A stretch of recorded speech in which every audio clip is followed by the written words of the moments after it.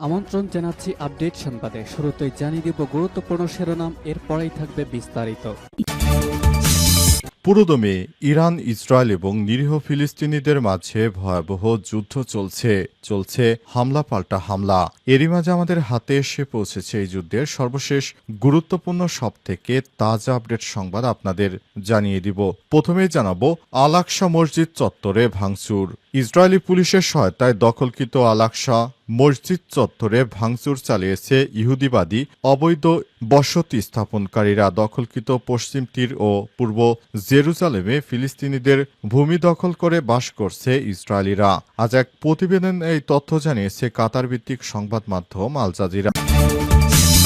এরপর জানাবো ৬ মাসে ট্রাম্পের সঙ্গে নেতানিয়াহুর তৃতীয় বৈঠক, হোয়াইট হাউসের সামনে বিক্ষোভ। ইসরায়েলের প্রধানমন্ত্রী বেঞ্জামিন নেতানিয়াহু যুক্তরাষ্ট্র সফরের বিরুদ্ধে ওয়াশিংটন ডিসির হোয়াইট হাউসের সামনে জড়ো হয়ে প্রতিবাদ বিক্ষোভ করছে ফিলিস্তিনপন্থী সংগঠনগুলো। সফরের অংশ হিসেবে নেতানিয়াহু আজ মার্কিন প্রেসিডেন্ট ডোনাল্ড ট্রাম্পের সঙ্গে সাক্ষাৎ করবেন বলে জানা গেছে। তার আগে এই বিক্ষোভ অনুষ্ঠিত হয়েছে। এদিকে রাশিয়ার প্রেসিডেন্ট পুতিনের বরখাস্তের কয়েক ঘণ্টার মধ্যে নিজেকে শেষ করে দিলেন রুশ মন্ত্রী। রাশিয়ার সাবেক পরিবহন মন্ত্রী রোমান রোস্তভ আত্মহত্যা করেছেন বলে জানিয়েছে দেশটির কর্মকর্তারা। প্রেসিডেন্ট ভ্লাদিমির পুতিন তাকে বরখাস্ত করার কয়েক ঘণ্টার মধ্যেই তার মরদেহ উদ্ধার করা হয়েছে। আজ পুতিনের অধ্যাদেশে রোমান রোস্তভাইকে বরখাস্ত করা হয়েছে। এদিকে টিকটক নিয়ে চুক্তির কাছাকাছি পৌঁছানোর কথা বলছেন ট্রাম্প। নীরব চীন। মার্কিন প্রেসিডেন্ট ডোনাল্ড ট্রাম্প সম্প্রতি দাবি করেছেন টিকটকের মালিকানা পরিবর্তন নিয়ে চীনের সঙ্গে প্রায় চূড়ান্ত একটি চুক্তি হয়েছে। তার দাবি, এই সপ্তাহের শুরুতেই বিষয়টি নিয়ে বেইজিংয়ের সঙ্গে আলোচনা শুরু হতে পারে। তবে চীন সরকার বিষয়টি পাশ কাটিয়ে গেছে এবং এ বিষয়ে সরাসরি কোনো মন্তব্য করতে রাজি হচ্ছে না চীন। তাহলে কি তারা টিকটক বিক্রি করতে চায় বা করছে না, সে বিষয়ে গুরুত্বপূর্ণ সংবাদ জানাবো, সঙ্গেই থাকুন। এবং সর্বশেষ জানাবো মুক্তিযুদ্ধের প্রকৃত ইতিহাস জাতির সামনে তুলে ধরতে নির্দেশ দিলেন প্রধান উপদেষ্টা। মুক্তিযুদ্ধ মন্ত্রণালয়ের কার্যক্রমের মাধ্যমে পক্ষপাতহীনভাবে মুক্তিযুদ্ধের প্রকৃত ইতিহাস এদেশের সাধারণ নাগরিকদের সামনে উপস্থাপনের জন্য নির্দেশ দিয়েছেন অন্তর্বর্তীকালীন সরকারের প্রধান উপদেষ্টা প্রফেসর ডক্টর মোহাম্মদ ইউনূস। তিনি বলেছেন, দেশের প্রতিটি মানুষকে গুরুত্বের সঙ্গে আমাদের দেশের মুক্তিযুদ্ধের প্রকৃত ইতিহাস নিরপেক্ষভাবে জানতে হবে। কোটি কোটি টাকা খরচ করে একটি পক্ষ যেভাবে দেশে মুক্তিযুদ্ধের নামে নানা স্লোগান ছড়িয়েছে, আসলে মুক্তিযুদ্ধের প্রকৃত ইতিহাস জানা দেশবাসীর জন্য জরুরি। এজন্য সরকারের পক্ষ থেকে এই ধরনের উদ্যোগ গ্রহণ করা হচ্ছে। প্রিয় দর্শক, এতক্ষণ শুনছিলেন সংবাদ শিরোনাম, এবারে বিস্তারিত। তবে তার আগে বন্ধুরা, অনুরোধ থাকবে এই সংবাদটিতে একটি লাইক দিন। এই চ্যানেল আপনি নতুন হয়ে থাকলে আমাদের সংবাদটি দেখতে দেখতে চ্যানেলটি সাবস্ক্রাইব করে রাখুন। কমেন্ট করে বন্ধুরা আপনার মূল্যবান মতামত জানিয়ে দিন আপনি বিশ্বের কোন দেশ থেকে বা বাংলাদেশের কোন স্থান থেকে আমাদের সংবাদটি দেখছেন এবং শুনছেন। আর বন্ধুরা, গাজা যুদ্ধে আপনি যদি নিরীহ ফিলিস্তিনিদের ভালোবেসে থাকেন, কমেন্টে ইয়েস লিখে বিশ্ববাসীকে জানিয়ে দিন। সংবাদটি আপনার সোশ্যাল মিডিয়া ফেসবুকে শেয়ার করে বন্ধুদেরও দেখার সুযোগ করে দিন। এবারে বিস্তারিত। আল আকসা মসজিদ চত্বরে ভাঙচুর। ইসরায়েলি পুলিশের সহায়তায় দখলকৃত আল আকসা মসজিদ চত্বরে এবার ব্যাপক ভাঙচুর চালিয়েছে অবৈধ বসতি স্থাপনকারী ইহুদিরা। দখলকৃত পশ্চিম তীর ও পূর্ব জেরুজালেমে ফিলিস্তিনের ভূমি দখল করে বাস করছে ইসরায়েলিরা। আজ এক প্রতিবেদনে তথ্য জানায় আল জাজিরা। মুসলমানদের প্রথম কেবলা আল আকসা মসজিদ ডানপন্থী ইসরায়েলি রাজনীতিবিদ এবং বসতি স্থাপনকারীদের নিয়মিত লক্ষ্যবস্তুতে পরিণত করা হয়েছে। এরা প্রায় প্রতিদিনই মসজিদ প্রাঙ্গণে হামলা চালায় এবং ইসরায়েলি বাহিনীর সুরক্ষায় তাদের নিজস্ব ধর্মীয় আচার অনুষ্ঠান পালন করে। ইহুদিবাদী ইসরায়েলিরা এবার মসজিদ প্রাঙ্গণে তারা ঢুকে সেখানে ব্যাপক হারে ভাঙচুর চালিয়েছে। ইহুদিবাদী ইসরায়েলের প্রধানমন্ত্রী বেঞ্জামিন নেতানিয়াহু ইহুদিবাদী ইসরায়েলিদেরকে সবথেকে বেশি সহায়তা করে। তার সহায়তায় আশকারা পেয়ে এই ইহুদিরা এবার মসজিদ চত্বরে এই ধরনের ভাঙচুরের সাহস পেয়েছে। তারা কি করে মসজিদের চত্বরে গিয়ে এভাবে ভাঙচুর চালায় সেটি বোধগম্য নয়। কারণ পুরো মুসলিম জাতি ইহুদিবাদী ইসরায়েলিদেরকে চরম শিক্ষা দিতে শুরু করেছে। কারণে ইহুদিবাদী ইসরায়েলিরা যেভাবে নতুন করে আবারও মসজিদ চত্বরে ঢুকে হামলা চালিয়েছে, সেটি দেখে পুরো মুসলিম জাতির হৃদয়ে রক্তক্ষরণ হয়েছে। ইহুদিবাদী ইসরায়েলিরা আমাদের মসজিদ চত্বরে ঢুকে একে একে হামলা চালিয়ে অনেক গুরুত্বপূর্ণ স্থাপনা তারা ধ্বংস করে দিয়েছে। ইহুদিবাদী ইসরায়েলিদের এই ধরনের আগ্রাসন আমরা কখনোই মেনে নেব না। তাই বিভিন্ন মুসলিম দেশ থেকে এবার তীব্র নিন্দার ঝড় বয়ে যেতে শুরু করেছে। সবাই ইহুদিবাদী ইসরায়েলের এই ধরনের দুঃসাহসকে সবাই ঘৃণা ভরে প্রত্যাখ্যান করছে। ইহুদিবাদী ইসরায়েল যে অপকর্ম শুরু করেছে সেটি কোনোভাবেই মেনে নেওয়া যায় না। এর আগে কখনোই ইহুদিবাদীরা মসজিদ চত্বরে প্রবেশ করতে পারত না, কিন্তু পৃথিবীর এই নিকৃষ্ট স্বৈরশাসক বেনিয়াম নেতানিয়াহু তিনি ক্ষমতা আসার পর সেই ইহুদিবাদী ইসরায়েলিদেরকে এবার মসজিদ প্রাঙ্গণে ঢুকতে দেওয়া হচ্ছে অবাধে, এবং তারা সেখানে সে প্রতিদিনই ভাঙচুর চালাচ্ছে। সবকিছু তারা ধ্বংস করে দেওয়ার পায়তারা শুরু করেছে। এসব ইহুদিবাদী ইসরায়েলিদের চরম শিক্ষা দেওয়ার সময় এসেছে। পুরো মুসলিম বিশ্ব থেকে একযোগে ডাক উঠেছে ইহুদিবাদী ইসরায়েলিদের এবার সময় শেষ, তাদেরকে খতম করে দিতে হবে।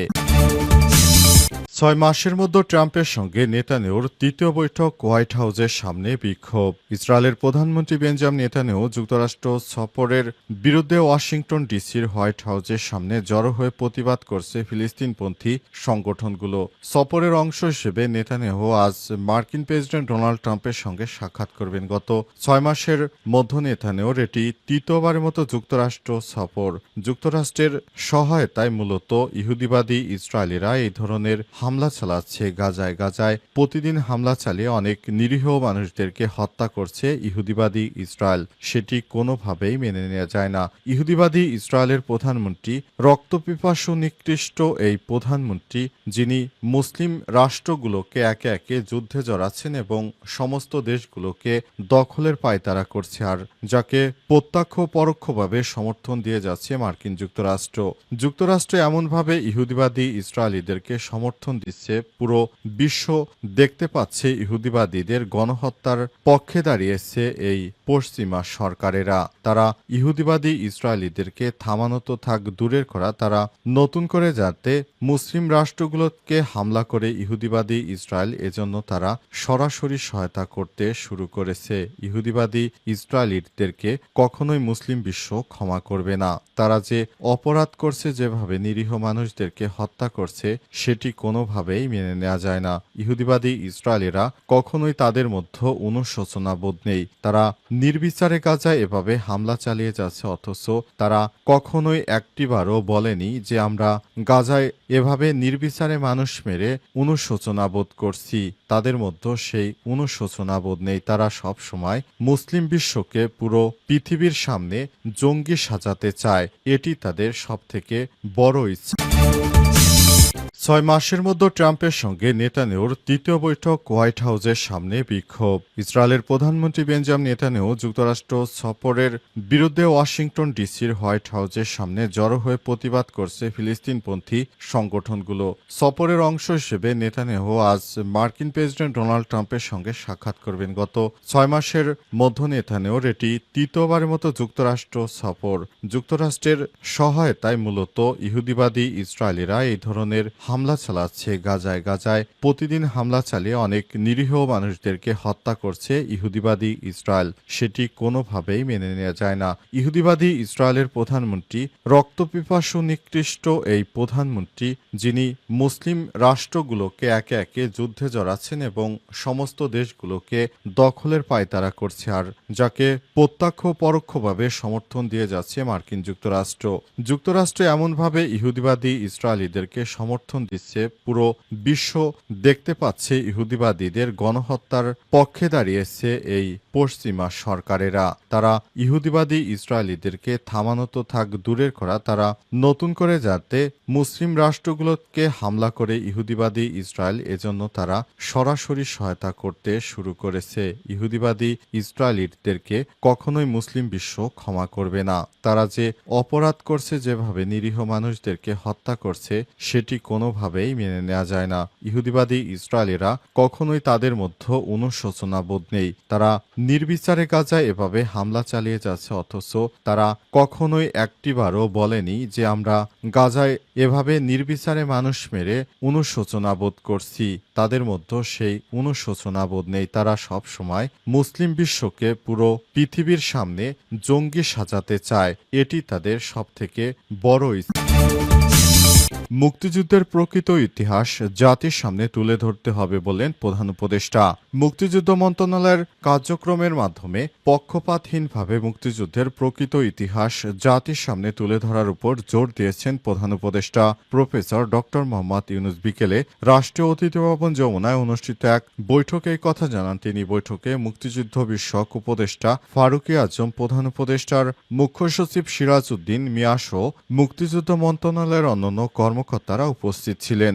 বৈঠকে উপদেষ্টা ফারুকী আজম বলেছেন, মুক্তিযুদ্ধ মন্ত্রণালয়ের কোটি কোটি টাকা ব্যয়ে বিভিন্ন স্থাপনা ও অবকাঠামো নির্মাণ করে মুক্তিযুদ্ধের বিভ্রান্তিকর ইতিহাস জাতির সামনে তুলে ধরা হয়েছে বিগত ১৬ বছর ধরে। কিন্তু এখন আমরা চাই বাংলাদেশটাকে এমনভাবে সমস্ত মানুষের সামনে মুক্তিযুদ্ধের ইতিহাস তুলে ধরা, যেটি ১৯৭১ সালে সত্যি এবং প্রকৃত ইতিহাস ছিল। সেসব ইতিহাসের মাধ্যমে আমরা যেন বাংলাদেশটাকে সেভাবে সাজাতে পারি। এজন্য বাংলাদেশটাকে সেভাবে সাজানোর জন্য মুক্তিযুদ্ধ মন্ত্রণালয়কে সরাসরি নির্দেশ দিলেন প্রধান উপদেষ্টা। তিনি বলেছেন, দেশটার থেকে যেভাবে কোটি কোটি টাকা এসব অবকাঠামো নির্মাণ করার জন্য ব্যয় করা হয়েছে, প্রকৃতপক্ষে দেশের মানুষ এটা থেকে কি অর্জন করতে পেরেছে সে বিষয়টিও দেশবাসীর কাছে উপস্থাপন করতে হবে।